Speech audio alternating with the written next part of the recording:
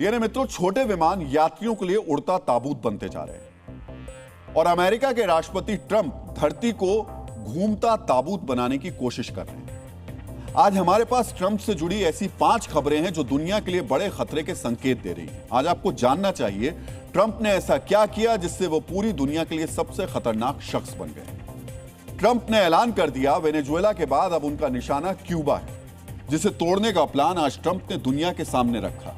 इसके अलावा ईरान के पड़ोसी देश इराक में नया प्रधानमंत्री किसे ना बनाया जाए, ट्रंप ने इस पर भी वीटो कर दिया। ट्रंप ने ईरान पर अपने खतरनाक इरादों का एक और संकेत आज दुनिया को दे दिया। ट्रंप ने बताया यूएसएस अब्राहम लिंकन के बाद एक और कैरियर स्ट्राइक ग्रुप वो ईरान की तरफ भेज चुके हैं। इसके अलावा गाजा पर ट्रंप के नए प्लान से इजराइल के प्रधानमंत्री बेंजामिन नेतन्याहू भी अपसेट हो गए, दुखी हो गए। अब ट्रंप और नेतन्याहू के बीच सीजफायर करवाने वालों की तलाश की जा रही है। इसके अलावा कुछ बड़े देश ट्रंप के जंग वाले जुनून का जवाब देने की तैयारी कर रहे हैं, जिससे संघर्ष की संभावनाएं और ज्यादा बढ़ रही हैं। इसे देखते हुए वैज्ञानिकों ने वैश्विक तबाही का संकेत देने वाले डूम्सडे क्लॉक को 4 सेकंड आगे बढ़ा दिया है, यानी वैश्विक तबाही के और करीब आने का ऐलान कर दिया गया है। आज आपको भी जानना चाहिए आखिरकार ट्रंप क्यों अब पसंद की अपनी दुनिया अपने पसंद के बादशाह बनाना चाहते हैं। एक तरफ ट्रंप दुनिया को अपने हिसाब से चलाना चाहते हैं, दूसरी तरफ उनको काउंटर करने के लिए चीन ने बड़ी तैयारी कर ली। जब से चीन में जिनपिंग के तख्ता पलट की तैयारी और उसके पीछे अमेरिका की साजिश की खबरें सामने आई हैं, तब से चीन भी अमेरिका को एक बड़ा झटका देना चाहता है। चीन ने इसके लिए ईरान को समुद्र के रास्ते सबसे घातक हथियार भेजा है। यह हथियार अमेरिका के लिए संभावित युद्ध में कितना बड़ा खतरा है, आज आपके लिए यह जानना भी जरूरी है। डोनाल्ड ट्रंप ने एक और आर्मडा के ईरान की तरफ बढ़ाने की बात कही है।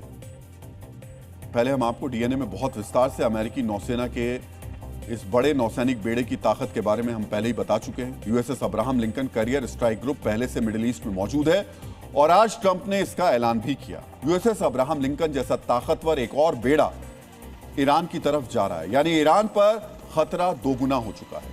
आज आपको अमेरिका के दूसरे कैरियर स्ट्राइक ग्रुप के बारे में भी पता होना चाहिए। अमेरिका के ईरान पहुंचने वाले दूसरे कैरियर स्ट्राइक ग्रुप का नाम है यूएसएस जॉर्ज डब्ल्यू बुश, जिसका नाम अमेरिका के पूर्व राष्ट्रपति के नाम पर रखा गया है। यह कैरियर स्ट्राइक ग्रुप भी लगभग 90 फाइटर जेट्स को साथ लेकर चलता है। एयरक्राफ्ट कैरियर के अलावा इस बेड़े के साथ भी टॉम हॉक क्रूज मिसाइल से लैस युद्धपोत और परमाणु सबमरीन मौजूद रहती हैं। ऐसे कैरियर स्ट्राइक ग्रुप किसी देश की पुरानी सेना को अकेले तबाह कर सकते हैं। सोचिए, अकेले ये किसी देश की सेना को तबाह कर सकते हैं। और अब ऐसे एक नहीं 2 तैरते बेस ईरान के पास तैनात रहेंगे। इस खबर के साथ ट्रंप ने ईरान को एक बार फिर से डील करने की धमकी दी। यहां पर डील का मतलब सरेंडर से है, यानी अमेरिका की सारी शर्तों को मानने से है। आज आपको भी जानना चाहिए अमेरिका को ईरान के पास दूसरा एयरक्राफ्ट कैरियर क्यों भेजना पड़ा। इसकी सबसे बड़ी वजह है मिडिल ईस्ट के मुस्लिम देश, जिन्होंने ईरान पर हमले में अमेरिका की मदद नहीं करने की रणनीति बनाई है। हमने कल आपको डीएनए में बताया था किस तरह यूएई के बाद सऊदी अरब और कतर जैसे देशों ने साफ कर दिया ईरान पर हमले के लिए वो अमेरिका को अपने देश के एयरबेस इस्तेमाल नहीं करने देंगे। इस ऐलान के बाद ईरान पर हमले की अमेरिकी क्षमता काफी कमजोर हुई। आज आपको इसकी वजह भी समझनी चाहिए। कतर का अल उदीद एयरबेस ईरान पर अमेरिकी एयर स्ट्राइक का नर्व सेंटर होता है, क्योंकि यह एयरबेस सिर्फ एक रनवे नहीं है, यह पूरे मिडिल ईस्ट में अमेरिकी हवाई युद्ध का दिमाग है। कतर के अल उदीद एयरबेस में अमेरिका का कंबाइंड एयर ऑपरेशन सेंटर मौजूद है। यहीं से तय होता है कौन सा विमान कब उड़े, किस लक्ष्य पर हमला हो, किस समय उसे वापस लौटना है। यानी ईरान पर कोई भी बड़े पैमाने की एयर स्ट्राइक यहीं से संचालित की जाती है। इसके अलावा यूएई का अल गफरा अमेरिका के स्टेल्थ लड़ाकू विमान और खुफिया निगरानी और टोही एयरक्राफ्ट का प्रमुख केंद्र है। वहीं सऊदी अरब का प्रिंस सुल्तान एयरबेस अमेरिकी लड़ाकू विमानों और बॉम्बर विमानों की तैनाती का मुख्य अड्डा है। अगर ये अड्डे अमेरिका के पास होते तो अमेरिका ईरान पर तेजी से वार बार करता। कम दूरी से हमले की वजह से मिड एयर रिफ्यूलिंग की जरूरत भी नहीं पड़ती। इस तरह इन तीनों एयरबेस से हमले की अनुमति नहीं मिलने पर अमेरिका का हमला ईरान के दक्षिण और दक्षिण पश्चिम में सबसे ज्यादा कमजोर होगा।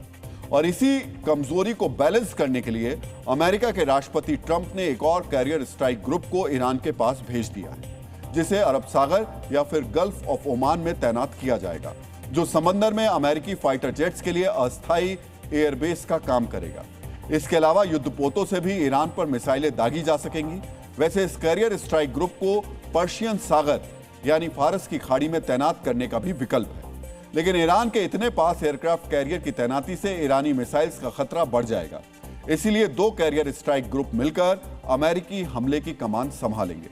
मित्रों, ट्रंप ने अमेरिका के 2 कैरियर स्ट्राइक ग्रुप्स को ईरान को घेरने का ऑर्डर दे दिया और बस थोड़ी देर पहले अमेरिका के राष्ट्रपति ने ईरान को सबसे बड़ी धमकी भी दे दी। ट्रंप ने साफ साफ कहा, जो बेड़ा ईरान में भेजा गया है वो वेनेजुएला भेजे गए बेड़े से भी बड़ा है और इसकी अगुवाई महान एयरक्राफ्ट कैरियर अब्राहम लिंकन कर रहा है। वेनेजुएला की तरह यह बेड़ा पूरी तरह तैयार है, जरूरत पड़ने पर तेजी के साथ घातक हमला करने के लिए तैयार है। इसलिए ईरान परमाणु हथियारों को छोड़कर जल्दी से बातचीत की टेबल पर आ जाए। वक्त बहुत कम बचा है और यह बहुत महत्वपूर्ण वक्त है। ट्रंप ने कहा, अगला हमला इससे कहीं ज्यादा भयानक होगा और इसे दोबारा मत होने दीजिए। आप भी सोचिए, इससे बड़ी युद्ध की धमकी और क्या हो सकती है। यानी अमेरिका के राष्ट्रपति सोशल मीडिया और मीडिया के जरिए ईरान को धमकी दे रहे हैं, लेकिन ईरान से बातचीत की कोई औपचारिक पेशकश नहीं की गई है। ट्रंप धमकी दे रहे हैं, परमाणु महत्वाकांक्षा को छोड़कर ईरान बातचीत करने नहीं आया तो भीषण हमला करेंगे। दूसरी तरफ ईरान ने कहा है, ट्रंप धमकी देंगे तो वार्ता संभव नहीं है। दोनों देशों का रुख बता रहा है, मिडिल ईस्ट में जंग का खतरा टलने वाला नहीं है। ईरान भी इसे समझता है और इसीलिए उसने अमेरिका के खिलाफ तैयारियां तेज कर दी हैं। आज आपको ईरान की इन तैयारियों के बारे में भी जानना चाहिए। अमेरिका ने समंदर में अपने कैरियर स्ट्राइक ग्रुप तैनात किए, तो इसके जवाब में ईरान ने समंदर में ड्रोन कैरियर तैनात कर दिए। यह ईरान का शाहिद बघेरी ड्रोन कैरियर है, जिसे ईरान ने फारस की खाड़ी में बंदर अब्बास पोर्ट से करीब 5 किलोमीटर दक्षिण समुद्र में तैनात किया। पहले ये एक साधारण कंटेनर जहाज था, लेकिन ईरान ने 2022 से 24 के बीच इसे ड्रोन कैरियर में बदल दिया है। इस जहाज पर स्की जंप रैंप है, जिससे ड्रोन उड़ाए जा सकते हैं। इससे ड्रोन और हेलीकॉप्टर्स दोनों चलाए जा सकते हैं। यानी कोई बड़ा एयरक्राफ्ट कैरियर नहीं है, बल्कि कम लागत वाला ऐसा युद्ध प्लेटफॉर्म है जो अमेरिका के लिए बड़ा खतरा बन गया है। इसकी मदद से ईरान हार्मूज स्ट्रेट की लगातार निगरानी कर रहा है। यह रास्ता मिडिल ईस्ट से तेल सप्लाई के लिए महत्वपूर्ण है। यह कैरियर ईरान को समंदर से ड्रोन हमला करने की क्षमता देता है, जिससे दुश्मन पर मनोवैज्ञानिक दबाव बढ़ता है। इसकी मदद से ईरान अमेरिका के युद्धपोतों पर स्वार्म ड्रोन अटैक यानी एक साथ कई ड्रोन से हमला कर सकता है। इस ईरानी कैरियर से अमेरिकी कैरियर स्ट्राइक ग्रुप के लिए नया खतरा पैदा हो गया, क्योंकि एक साथ कई ड्रोन से हमला करके बड़े जहाजों को नुकसान पहुंचाया जा सकता है। ठीक है मित्रों, आज आपको यह भी समझना चाहिए, आखिरकार ईरान पर ट्रंप की धमकियों का असर क्यों नहीं हो रहा। तो इसकी सबसे बड़ी वजह है चीन। एक तरफ ट्रंप ने 2 कैरियर स्ट्राइक ग्रुप्स जो चीन को ईरान को घेरने के लिए जो अपनी योजना बनाई, दूसरी तरफ चीन ने ईरान को वो मिसाइल दे दी जिसे कैरियर किलर कहा जा रहा है, जो ईरान के आसपास मौजूद अमेरिकी कैरियर स्ट्राइक ग्रुप के लिए सबसे बड़ा खतरा है, क्योंकि चीन ने इस मिसाइल को खास तौर पर अमेरिकी एयरक्राफ्ट कैरियर को निशाना बनाने के लिए तैयार किया है। आज आपको चीन की इस खास मिसाइल यानी DF-21D के बारे में भी जानना चाहिए। DF-21D चीन की एंटी शिप बैलिस्टिक मिसाइल है, जो जमीन से समंदर में चलते एयरक्राफ्ट कैरियर पर निशाना साधती है। इसकी रेंज लगभग 1500 से 1700 किलोमीटर के बीच है। इस मिसाइल की वजह से अमेरिकी स्ट्राइक ग्रुप ईरान के बहुत करीब नहीं जा सकते हैं। यह एक हाइपरसोनिक स्पीड वाली बैलिस्टिक मिसाइल है, जिसकी वजह से इसे बेहद खतरनाक माना जाता है। इसकी रफ्तार 10 मैक यानी 10,000 किलोमीटर प्रति घंटे से ज्यादा है और यह लॉन्च के बाद पहले धरती की सतह से 50 से 100 किलोमीटर तक ऊपर जाती है। इसके बाद इतनी ऊंचाई से लक्ष्य के ऊपर तक पहुंचती है, फिर सीधे लक्ष्य पर बहुत तेज रफ्तार से गिरती है। इसीलिए इसको इंटरसेप्ट करके नष्ट करना मुश्किल है। यह मिसाइल सीधे एयरक्राफ्ट कैरियर फ्लाइट डेक को नष्ट करने में सक्षम है। फ्लाइट डेक वो जगह होती है जहां से कोई फाइटर जेट उड़ान भरता है, यानी इसके हमले से पूरा एयरक्राफ्ट कैरियर निष्क्रिय हो जाता है। मतलब साफ है, चीन अमेरिका के खिलाफ अपने उन हथियारों की टेस्टिंग करना चाहता है जो उसने अमेरिका से युद्ध के लिए खास तौर पर तैयार किए हैं। इसीलिए चीन ईरान को अमेरिका के खिलाफ अपनी सबसे घातक मिसाइल दे रहा है। जो सफल हो गई तो अमेरिका से किसी संभावित युद्ध के लिए चीन इनका प्रोडक्शन और ज्यादा तेज कर देगा।